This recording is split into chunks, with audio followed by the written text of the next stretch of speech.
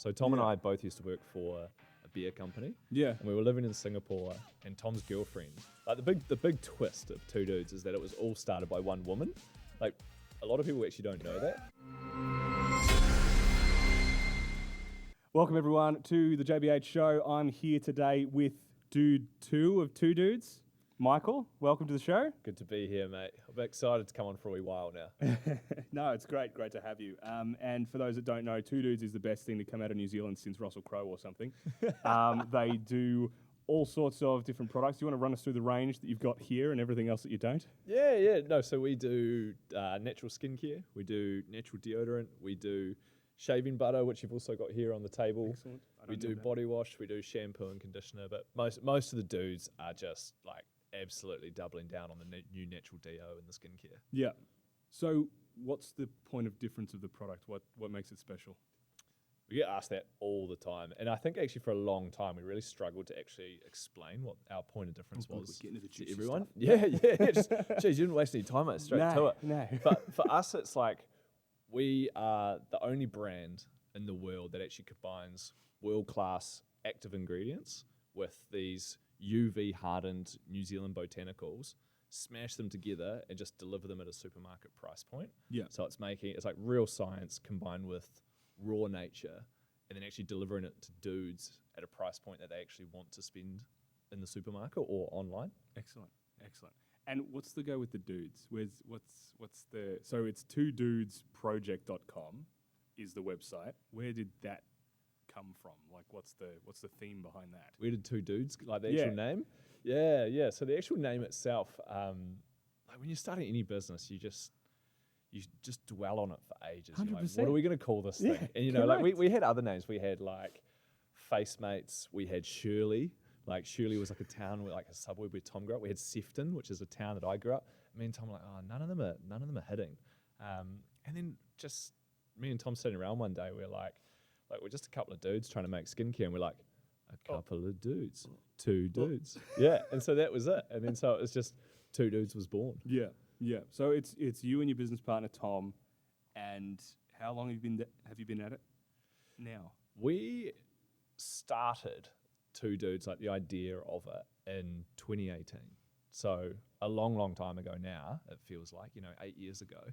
And that was when we were living in Singapore. So Tom and I both used to work for a beer company. Yeah. And we were living in Singapore, and Tom's girlfriend, like the big twist of Two Dudes is that it was all started by one woman.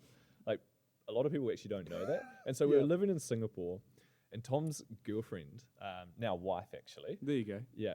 She got Tom using skincare, and Tom put it on, and Tom was like, oh my God, like, that feels so good. And then, a couple of years later, Tom and I are living in Singapore. Tom gets me to use some night cream, and I put it on, and I was like, oh my God. Like I just had the exact same epiphany as him. Because most dudes don't do skincare. Like typically, I don't know whether you did it already or... No, I'm from like rural New Zealand. Yeah. Like skincare's for chicks. Yeah. And that was the problem. Like we're sitting in this apartment in Singapore, and we're like, skincare's amazing. Like why can't guys... ritual of just touching your face and be like, oh. Just taking turns in the bathroom. Just, wow. That's a nice cleanser, bro. Yes, this is so good. And his girlfriend must have been very concerned. Just hearing that same noise from the bathroom. Yeah, with her boyfriend and his mate in the bathroom. Correct. Just like, it's just us with the cream, really honey, don't worry. It's the nighttime skincare routine. But to answer your question, like what we found was dudes just didn't use it. Like men didn't use it in Australia or New Zealand, and skincare just wasn't a thing that we did. It was a feminine category. It was too complicated. They didn't understand why they needed to use it. And so when we looked at it, we're like, well, we want to create a brand that's for men, hence the name, that's Two Dudes. Like it's men in the name. It's not like multinational for men. Yeah. Really high quality, simple to use, and really easy to understand. Yeah. That was really it. Like that's where Two Dudes was born. Excellent. It's in Singapore. In that sweaty, muggy apartment. Yeah, where we used to put moisturiser on our faces together. Yeah. That's excellent. So, okay, you decide to go into skincare. What's the next step? Like, where do you? Because obviously, I'm assuming that you don't know anything about e-commerce at this point. You don't know where to source stuff. Like, what's your first step? Because where do you start an e-commerce business? Yeah, no, that's a great question. Luckily, Tom had a bit of experience in e-commerce. Yeah. In our previous jobs at Heineken, his job was in e-commerce, like rolling out e-com and B2B for, like getting the beer to market. Yeah. So Tom was super passionate about e-com at the time, and I was so lucky that I had a business partner who, from the get-go, not only understood how e-com worked, but like just loved it. And I think you see that in certain businesses and products where there's a founder who is just so passionate about, like, in our case, the distribution channel or the sales channel we were going after. So that was Tom. E-com. In terms of the actual product, the actual skincare and deodorant and actually making it, God, I had no idea. I see how to make moisturizer. Like, I don't know. Correct. Yeah. Hey, Tom, just go grab the baking soda and some water, or like whatever goes into this thing. I've got no idea. Like, we had no Ingredients? Yeah. And so I think what we did at the start was we just went and found the people who did know how to do it. So just honestly, like, Google who can actually make really good skincare, basically. Yeah. And we contracted a cosmetic chemist manufacturer, and we developed all the IP with them over about a 2-year period. So we didn't just grab a random white label, which is when you just use some random formula and just put your label on it. No, we worked with them to actually use the ingredients that we wanted to use that are super high quality and put them into a formula and develop that as like our own defensible IP. Yeah. And then actually take that to market. So it took about 2 years for that to happen. And at any point were you just like, what are we doing? Because it's a bit of a pivot, isn't it? There's some mornings I wake up and I'm just like, what am I doing? Still today. I'm selling moisturizer. I'm like, 5-year-old Michael never thought he'd sell moisturizer. Correct. But no, I think the what am I doing moments, yes. Tom and I had it for the most part. The biggest time we had the what are we doing was when we left our jobs selling beer to start a moisturizer company. Yeah. And all our workmates are like, you're going from selling Heineken to men's skincare? Because remember, this is 5 years ago. Skincare for men wasn't really a thing. And they were like, what are you doing? Like, you've got the best job in the world. Yeah, you're selling beer. Why are you going on to skincare? So that was you really start to doubt yourself. You're like, shoot, are we doing the right thing here? Yeah. And like, how do you get yourself out of that? I don't know if you ever do as a founder. Like, you always just, by nature of running your own business from the ground up, you always do have, there's that element of imposter syndrome, or what if, or like the opportunity cost of us doing this was having an awesome career in a beer company. Yeah. And I don't think that ever goes away. So in terms of how you deal with it, like, I think it's, for a lot of founders, it's just a test of grit a lot of the time. There is moments where it's really hard and it's lonely and it's tricky and it's really tough starting something from the ground up. So the what if moments don't go away. It's kind of, I think, just how you push on and back yourself and have this belief in the mission and the product and the brand that you've built, that it is actually going to be a success. Yeah. Did you, when you were in the launch phase, did you do much? I don't know how you can do market research on this sort of stuff. It wasn't really a category that was popular. Like, how did you validate the need for the product early on? We used a Facebook group, which still exists today, called More Than Two Dudes, and we put just over 50 people of like mates, family, workmates, random people from the internet, and they all were different ages, different ethnicities, different skin types, sensitive skin, not sensitive skin. We just threw them in a Facebook group and we just pummeled them with questions for like 2 years. We're just like, is the moisturizer too oily? And they're like, I don't know, what's oily? Like, these guys, because they are your target market. So it's like, guys who have no idea. In fact, I'll tell you a story. One of the early things that happened in that group was we sent out 2 products, and we used to send them out essentially in like urine sample jars, because that's all we could get our hands on for samples. So we sent out these urine sample jars with like cleanser and moisturizer to all these guys. And one of our mates, this guy Eddie, and I'm sure he won't mind me saying this, we're doing the product feedback form, and it's like, how did you find your new 2-step skincare routine? And he goes, yeah, really good, but it went pretty grey and gluggy. I don't really know what happened. Me and Tom was sitting there like, far out, like, has there been something go wrong with the formula? Yeah. But no, it turns out Eddie, he's just like put on this like charcoal cleanser that we made, this like black cleanser. Yeah. Hasn't washed it off. Just scoops out the moisturizer, puts it on, just makes this sludgy grey mess on his face. And then me and Tom were sitting there and we're like, well, this is our target market. Yeah. If a dude doesn't know he needs to wash off cleanser, like he's sure as hell not going to know how to put on moisturizer. 100%. So you got to like reverse engineer that for the consumer. Yep. Yeah. And make it just 2 steps, 2 minutes, twice per day. Otherwise, you end up with grey sludge on your face. Yeah, correct. Which no one wants. Which no one wants. That's maybe some people do. Well, Could be into that. Strange people. Yeah, that's fine. So you had your own little market testing group, but that's still only 50 people. Was there a air of uncertainty heading to market with a product that, for a category that didn't really exist? Did you have concerns, like you'd set up the website? Because obviously the worst fear with any e-com business would be that you start the website, it's all good, you've launched everything, the branding's out there, and then no sales. Was that how big was that thought process in your mind? Yeah, and it's a big moment. We still get that when we launch a new product on the website, or, for example, on Friday when we did the Budgie Smuggler sale, and you're like, okay, we do this Budgie Smuggler collab, you release it to the world, and you're like, I don't actually know if we're going to sell, hundreds of pairs of Budgies when it's pushing winter. Yeah, correct. And that perfect time doesn't really, that feeling doesn't go away. And I think especially when you launch, like when you're a small business and you launch, you're really putting yourself out there 100%. into the world, kind of up on a pedestal to then be cut back down. Yeah. And in this part of the world, Australia and New Zealand, like just anywhere kind of down here in Antipodean Islands, we have like this tall poppy culture. You've got that too. You almost want to, like, people always chop each other down. Yeah. And so when you're starting a business and you put it out there for the first time, oh yeah, hell yeah, we had that feeling, like no one's going to buy it. And I tell you, the coolest feeling is, when the first person who buys from your brand is not a family member or a friend. It's not just mum. It's not my mum ordering her 7th order of the day. No, it's like, it's Timmy from Toowoomba who has just found you on the internet and has bought your moisturizer. And you're like, we are on. Like, we are so on. Yeah. Shout out Timmy from Toowoomba. That's excellent. So, okay.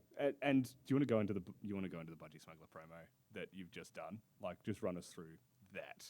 Yeah, so we've been going in New Zealand for 5 years now. We've just launched into Australia last year, and right now we are trying to get Woolies and Coles' attention, try and get Australia's attention so they can all understand like who Two Dudes are and what we stand for. And we do a lot of men's health work. And so this month, April, was Testicular Cancer Awareness Month. Yep. And so we're sitting there like as a team and we're going, okay, how do we get Woolies and Coles' attention? How do we get Australia's attention? Yeah. With something about ball sacks. Yeah. Like, surely we can think of something here. And then someone had the idea, I can't remember who, they said, we should partner with Budgie Smuggler and do a limited edition pair of Budgie Smugglers and then just donate all the profits to the Testicular Cancer Foundation. So we rang up Budgie, and Budgie were like, yeah, we're in. We'll 100%. do you a deal on the Budgies, all profits to Testicular Cancer Foundation. Sick. They got on board, and we were like, this is the best collab ever. Like, surely Australia's going to know who we are. Yeah, 100%. And so you've actually ordered the Budgies. They've sold, how's it all gone? Was it the launch that you wanted it to be? So they launched 4 days ago, the Budgies. Just before I walked into this podcast studio, they had sold out. Yeah. Excellent. So 4 days. Excellent. Completely gone.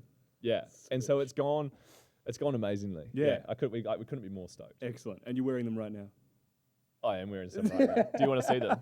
Go do you, for it. Do you want to see my Budgies? Yeah, go for it. Right, hang on, mate. Yeah, look. They've even... Yeah. I apologise to anyone in the studio. Do us a twirl. They even say on the back. Yeah. Oh, jeez, he's bending over for it and everything. Yes. All right, put your pants back on. That's so sick. So, that's the ultimate collaboration. Yeah, brilliant. I've lost my train of thought. Sorry, mate. That was probably a little bit... It's a little bit hot in here, actually. We might need some aircon. Yeah. Anyway, glad your wife's not here.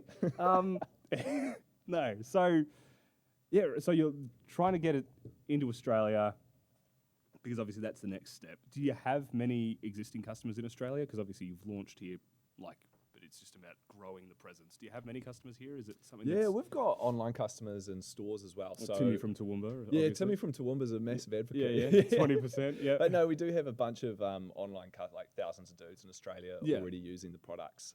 We've also got about 400 stores in Australia, and our goal is to get that over 2,000 by Christmas. Sick. So yeah, we're really doubling down in Australia because we can just see the opportunity here of dudes looking after themselves and looking after their mates. Yeah. There's just such a gap. And Aussie dudes 100%. are just so funny. And I feel like they would enjoy our humour and what we, stripping down to our budgies on a 100%. video. Like it's just perfect. Yeah, so we're so excited to get ripping into Aussie. 100%, man. That's epic. And I love the men's health angle. So, where did that come from? Was it something that you guys are passionate about? Is it something that you guys have been affected by? Like, where did the inspiration for that men's health angle come from? There's probably two parts to that. The first is when we were in that apartment in Singapore and developing the brand and what guys actually care about.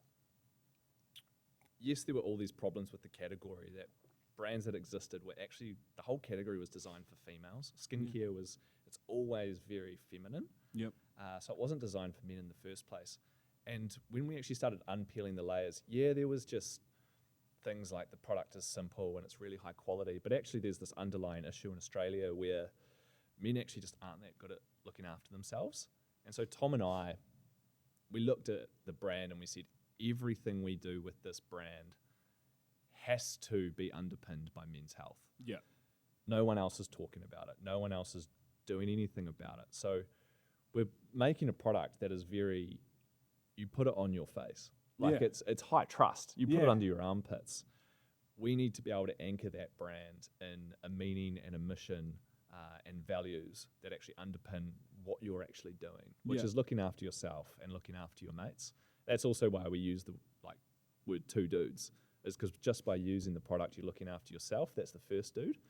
But actually through all our charity partners and all the money we donate to charity, you're looking after another dude out there. Yeah. That's the second dude. Yeah. So that's the first part. That's what was really important for the brand.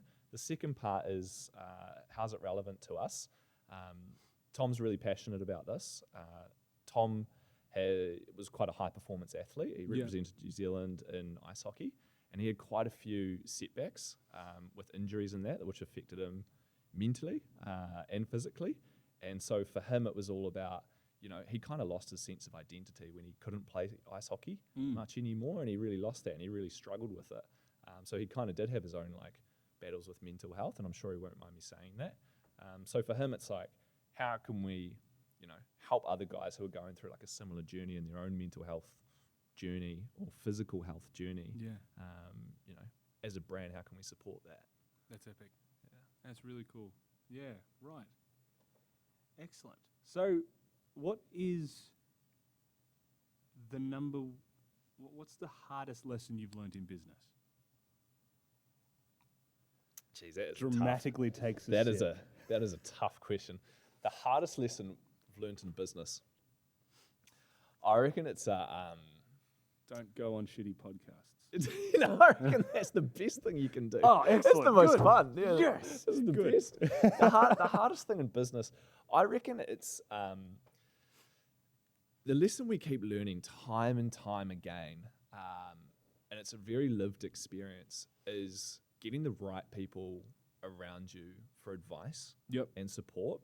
Kind of like what I was saying at the start, when you were talking about that pit in your stomach when you were launching, that never goes away. Yeah.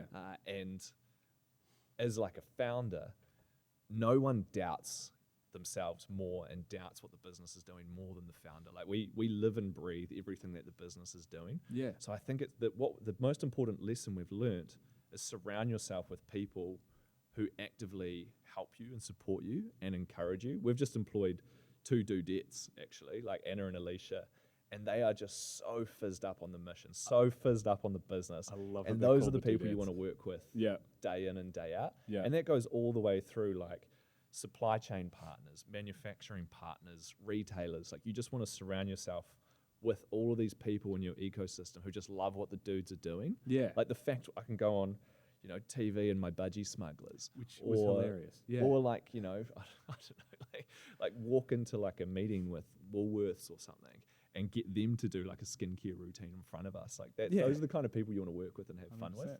So I think my number one piece of advice would be surround yourself with people who really believe in what you're doing. Yeah.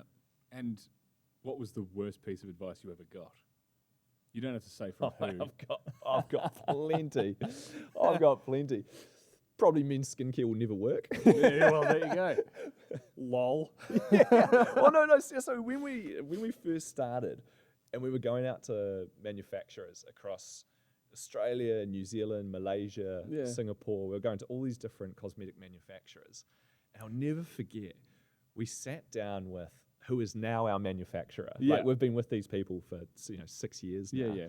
And they sat down, and this lady, she said to me, she's like, look, of the 10 brands that come to me, 3 of them will get to the start line, and only 1 of them will come back. Wow. She's like, please don't be one of those 9. Yeah. Yeah, and that was it. And me and Tom are sitting there going, oh, shit, like our life savings are about to go into this business.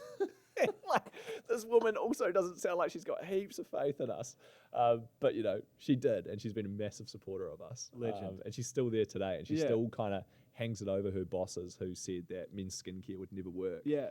That we're still around today and she- ranged in 1,000 stores. Yeah. She backed you in. Yeah, That's she was good. good. But probably the initial comment didn't sound all that. Like I hopeful. said, no one's got more self-doubt than yourself when you're sitting at a cafe going, 9 out Ah. of 10 fail. yeah, that 20 grand I just put into this business is that's going to go up in flames. Yeah. Oh, yeah, that's fun. Wonderful. Yeah, excellent. So, so good. So good. So, what's the relationship like with your business partner now? You're still as fast friends as you were way back at the start, or have you become closer, or? I reckon we've become closer, Yeah. my business partner. And I think when we started this, people say never go into business with it's like flatmates. With They your say best never go live with your friends, because Yeah. it just won't end well. So Tom and I were lucky because we went to university together. So we met at law school, Tom Yeah. and I. We were both meant to be lawyers.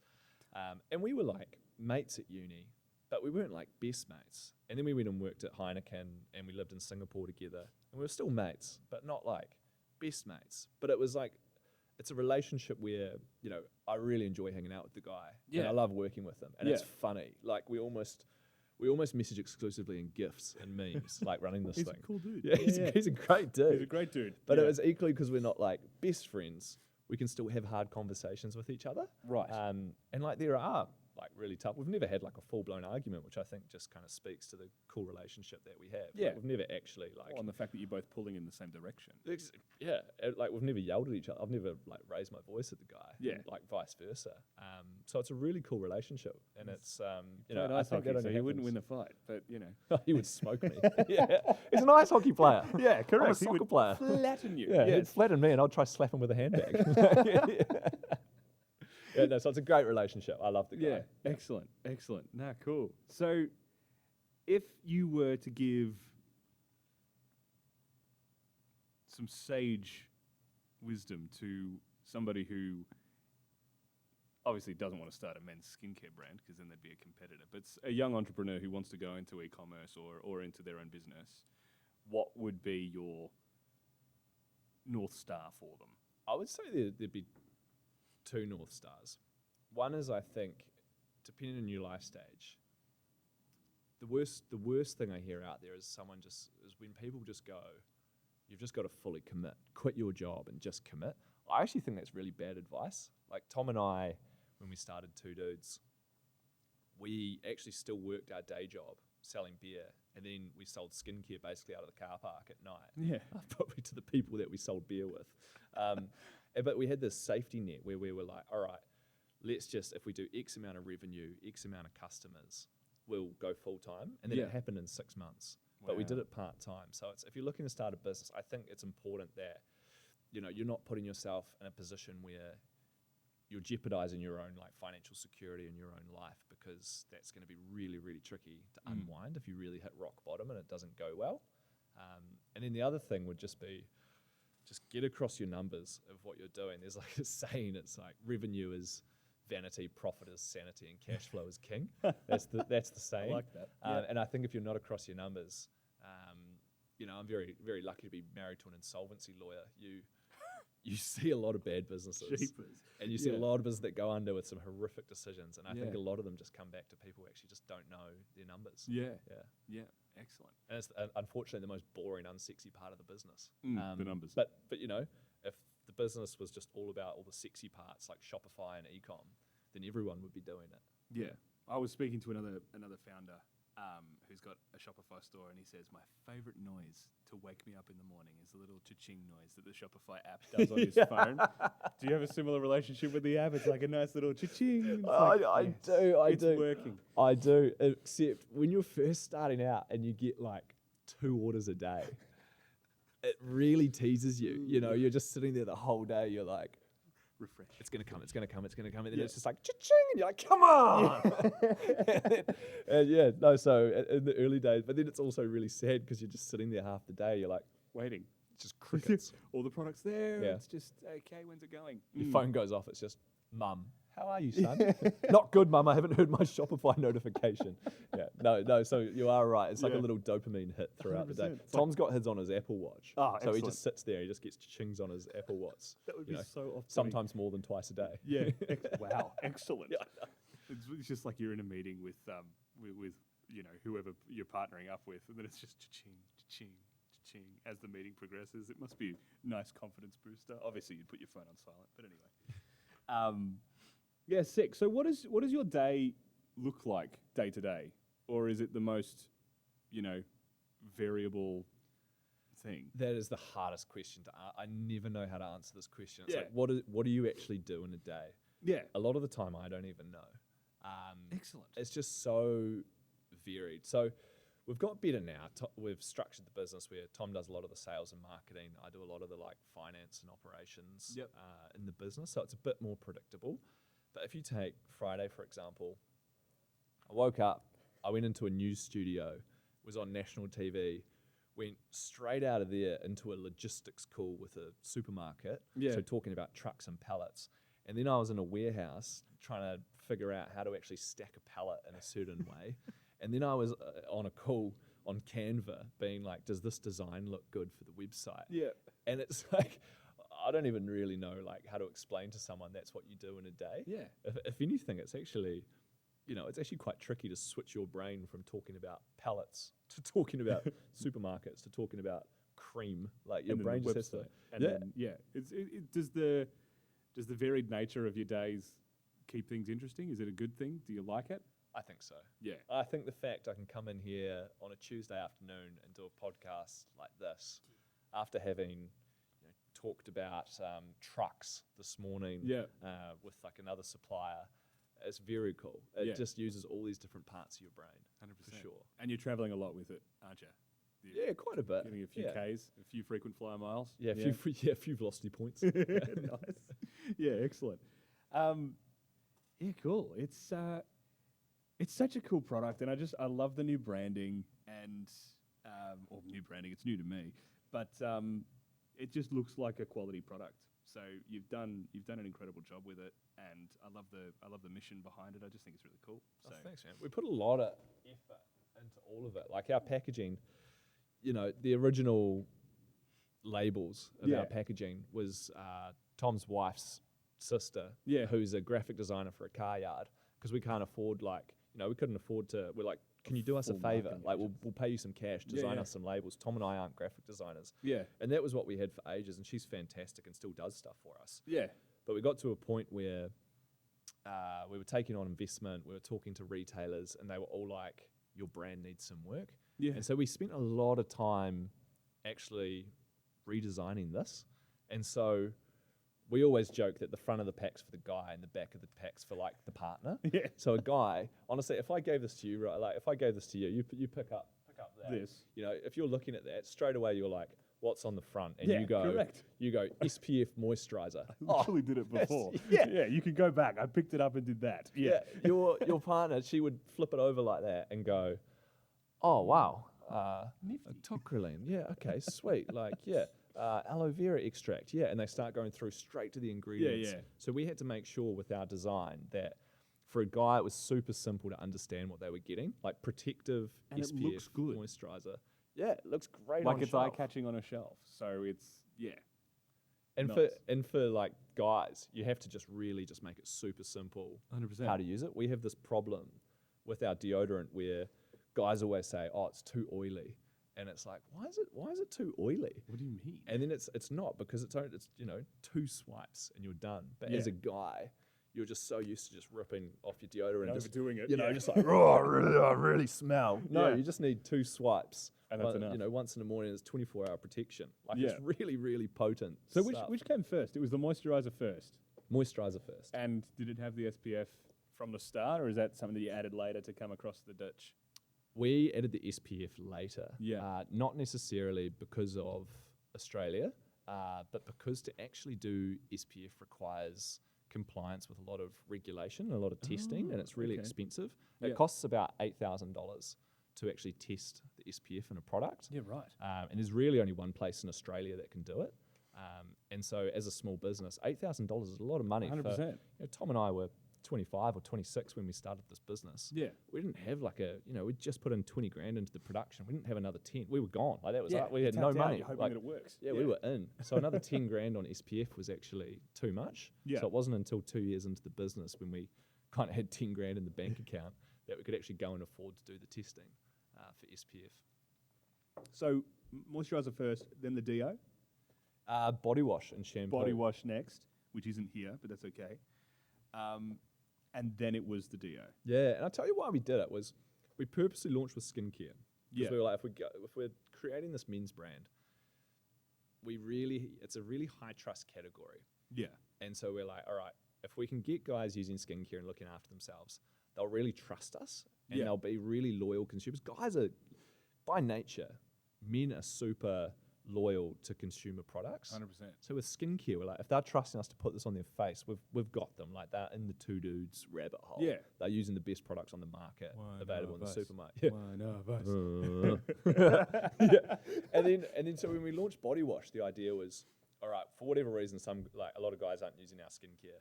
We'll use body wash to just bring them all in. Yeah. And it did. We started bringing in like mainstream dudes and like getting them into the skincare.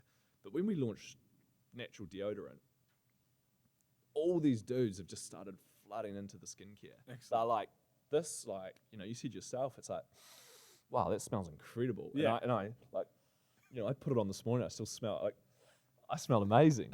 It's like, if this works really well, I really want to check out what they've done with the SPF moisturizer. Correct. Because the natural deo rocks, so the natural SPF moisturizer is going to be unreal. Yeah. Yeah. 100%. If only you could smell podcasts. It actually does smell really good. So this isn't just an ad. I used it this morning. Wow, it smells amazing. Yeah, it's so zesty forest. Yes. So what flavors have you got of the deo? There's like 4? We've got 3 at the 3. moment. So we've got a zesty forest, we've got coconut rush, which actually smells like surfboard wax, which I love. Yeah. And we've got smoked cedar. Nice. So that's kind of like a smoky bourbon kind of scent, I would describe. But you don't like whiskey. I don't like whiskey, no. Oh no. No, we were putting the Macallan on up the shelf, and that's when he let out that he didn't like whiskey. I and know. I'm not sure we can I'm do the this worst show. guest to have on your show. Well, it just means we won't crack it out. That's fine. It's Lucky we've got vodka. Yeah. A lot of it too, wow. 100%. Delicious. No, excellent. So what's next for you guys? If you're allowed to, you're not allowed to like give me all of the juicy gossip, but is there another product coming? Like what's? Yeah, we're working on some pretty cool products at the moment. Yeah. Really looking into the sensitive skin angle, whether that be for skincare or for deodorant. Really difficult to formulate for that. So we're looking into sensitive skin products. The other thing we're doing is just, we now want to be the biggest men's brand in Australia. Yeah. So how do we do that? Yeah. Like that is the question we're trying to answer in 2026. Like how does two dudes become the biggest men's skincare and deodorant company in Australia? Yeah. Like how do we go fight Big Cream? Down with Big Cream. It's like, how do we go into war so that Aussie Big dudes Cream. can actually get the best products on the shelf that are actually designed for dudes and made by dudes. 100%. So, well, I mean, I guess it's just sort of becoming more of a category as it sort of goes on. You're getting more people in the market, but Do you use anything? Like, do you use No. skincare at the moment? No, I Mate, don't. try this. I just. Give this a go. Here's one I You're prepared gonna earlier. make me do it live. You Yeah, want me absolutely. to do it on the show. And look, this will be perfect. So all you need to do Yeah. is just get a pea-sized. instructions on the back? Yeah, there's instructions on it, but just a pea-sized amount, How big? just a little bit more. Yeah, perfect. Like yeah, that? That's it. Yeah. Yeah. And then you just want to dab it just under the eye, forehead, nose, I want to and look just like a bit on the such chin, a freaking bit on idiot. Yeah. bit So on the neck as well. have I done too much? I've done too much. I need to borrow something. Yeah, perfect. Yeah. And then that's it. And then forehead. Yeah. And then from that cheek, I just take some and put it down on the neck. Yeah. And then just rub it in, just like nice circular motion. Mm-hmm. That's it, mate. This feels like such a. Oh, it actually feels really good. It's terrible. I can't even act. Like, this actually feels amazing.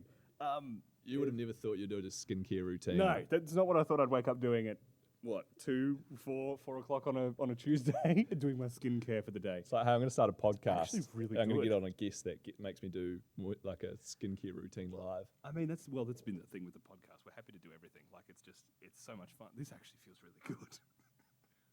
And it's all rubbed in, like it's not oily It's or not. anything, It doesn't. right? You can't see anymore. Have I missed any bits? Yeah. No. Okay, fine. good. Yeah. I was worried when you did the first one. There Yeah, was a that'd big be like blotch. a massive. Yeah, I was like, split I'm going to have to thing come on. over there and Just- rub it in for him. Yeah. Whoa. Well, I mean, if you've told me that it's all gone, I'm going to trust you. But I will watch the footage back. Yeah, no, it's all gone, It's just mate. You this can big trust me. white splotch on my eyebrow or something. But no, that feels good. Nice. And that's what we want all Aussie dudes to feel. It's so simple. So you do that so every day? Easy. Yeah, like we just say 2 steps, 2 minutes, twice per day. So my routine in the morning is literally a cleanser, so Yeah. our daily face wash. I followed up with the SPF moisturizer because I spend a bit of time outside, and the UV in Australia is horrific. So They've got like a big hole in the ozone right above us, Yeah. apparently. So it's like, yeah, you get extra UV. yeah, like you've got some of the highest melanoma per capita in the world. Yeah, it's crazy. Yeah, so cleanser, follow it up with the SPF moisturizer, and then just some deodorant, and that's usually me out the door. Yeah. A couple of times a week, I'll use an exfoliator, which is our weekly face scrub, because Yeah. most guys will just go, "What's an exfoliator?" Yeah, So that's they use a literally scrub. what I had in my head. That's genuinely the question that I was just about to Exfoliator. ask. Yeah. What's an exfoliator? What is it? That's why we don't call it an exfoliator. What 'cause is it?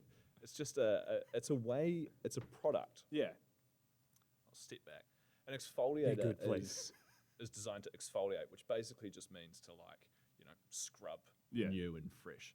So your face, you get lots of dirt and grime and dead skin cells. Yes. So what an exfoliator does a couple of Podcast times a studios, week. notoriously dirty places. Yeah, Yes. this place is horrific. I'm just kidding, I'm just kidding.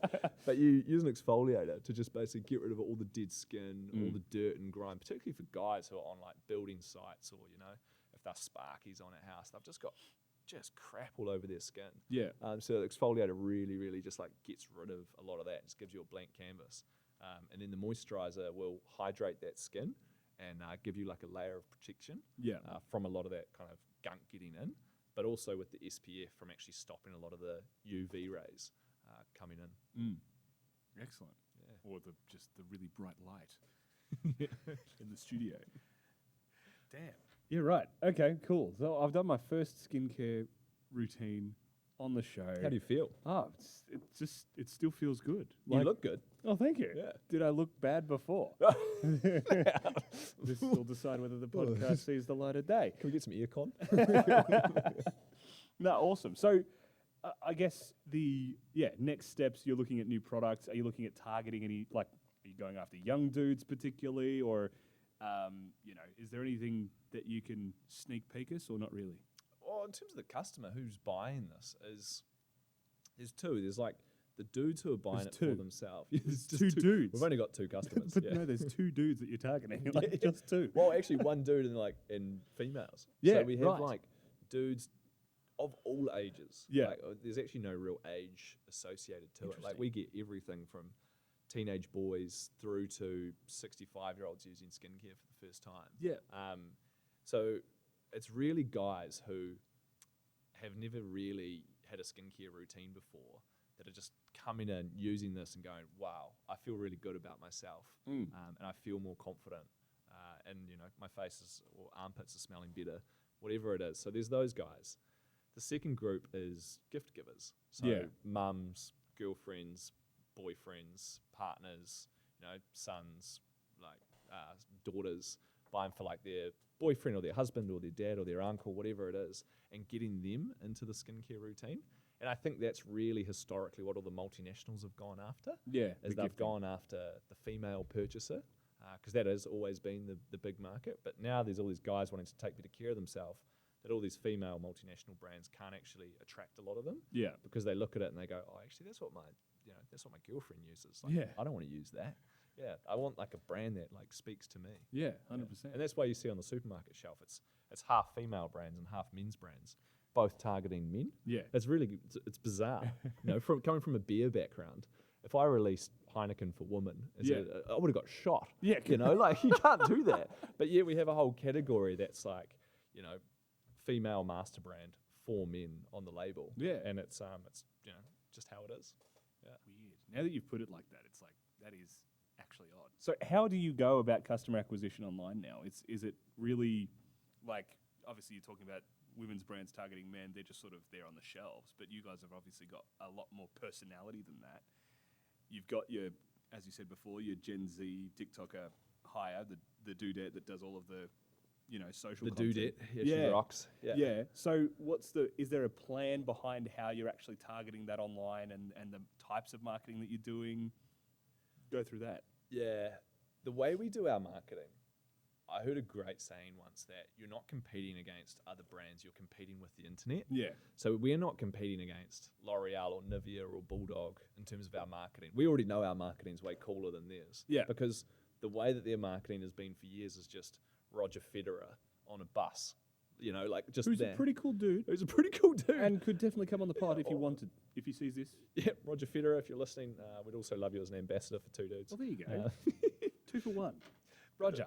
But the marketing was always like some topless guy with a six-pack putting on moisturizer. Yeah. And for me, like, that doesn't really appeal to me. Like, it wasn't relatable, like what these brands were doing. So in terms of our marketing, it's like, if someone like Nivea or L'Oreal or Bulldog is doing it, we probably wouldn't do it like that. Yeah. If it's some crazy marketing idea that they can't do, we're going to go and own that space. Yeah. Because for whatever reason, 66% of dudes in Aussie don't use skincare. And so whatever these, legacy brands have been doing doesn't appeal to guys, or it doesn't market to them in a way that they want to be marketed to. So all of our marketing is just so outrageous. Like But it's more relatable. Well, so last year we did this rebrand, and we were like, okay, we need a big moment to be like, how are we going to do this rebrand? So we got this journalist in New Zealand called Paddy Gower, who's really famous for back home for saying, he's doing a news segment and someone yells at him and says, hey, shut up, it's a library. And he goes, shut up, this is the fucking news. And so we got him. Sorry if I swear on your podcast. No, that's cool, you can swear. So we got a Lamborghini, a green Lamborghini, the same color, and we got Paddy Gower, and we gave him a 6-pack of deodorant to do it. And he just thought it was hilarious, the idea. We just got him to pull up in a Lamborghini and go, this is the fucking cream. Boom! Just burns off in the Lambo. And that's our kind of marketing. Yeah. Or like when we launched into Chemist Warehouse, I just rang Tom up on a Thursday, and I was like, Tom, what are you up to tomorrow? Not much, mate, just working like you. Why? I've just booked you in for a skydive. And we'd organised for him to skydive with Chemist Warehouse on his arms like this, jump out of a plane and then go land in a car park and deliver their first order. And that was the video. We paid a skydiving company $400 to jump out of a plane with a GoPro. Yeah. And then it was just, Tom, $20 worth of gas to get there. Yeah. And then he just a Vivid. And that was it, $410 later, you got like an ad that, goes viral. Yeah. Makes the news, like gets like 1 million hits. Yeah. So we don't have heaps of money to spend on all these ads. It's like the challenge I always put out is, what is the most outrageous ad you could do for like a couple of $100? Yeah. It's basically our marketing ethos. Yeah. No, excellent. And that's obviously effective. That's organic, obviously. That's the growth for those is organic. You'd boost the post or something like that to get it more seen. But largely that would be organic driving straight to the website, no?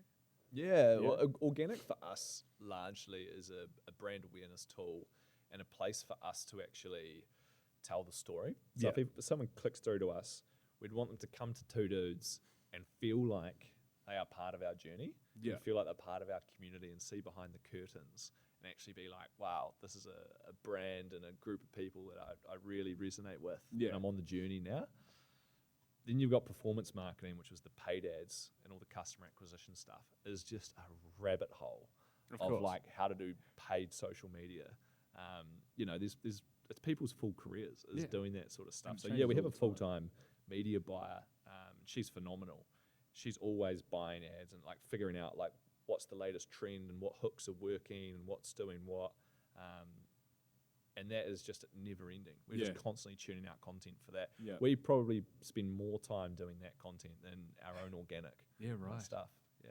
But that's the stuff that goes viral. It is. And it's such a content hungry part of the business. So how do you go reaching out to Paddy Gower? Yeah. Yeah. What, was that just, you just hit him up on the DMs? Tom met him at a trade show. Yeah. Yeah. It's the just casually. But you do just meet these people. You forget they're just people. Yeah, 100%. Like the Today Show the other day. You know, with Carl. Yeah. On the Today Show. And he's just a normal dude. He comes out before the show and like slaps one of the boys on the bum and goes, "See you soon, boys." And you're just like, okay. Was that him? That was the guy. And it's the same with everyone. Like Paddy for the Lamborghini video, he was the same. Amazing guy. Yeah. Just wanted to help out. And I think and drive a Lambo. And that was it. He wanted to just do a burnout in a Lambo. Correct.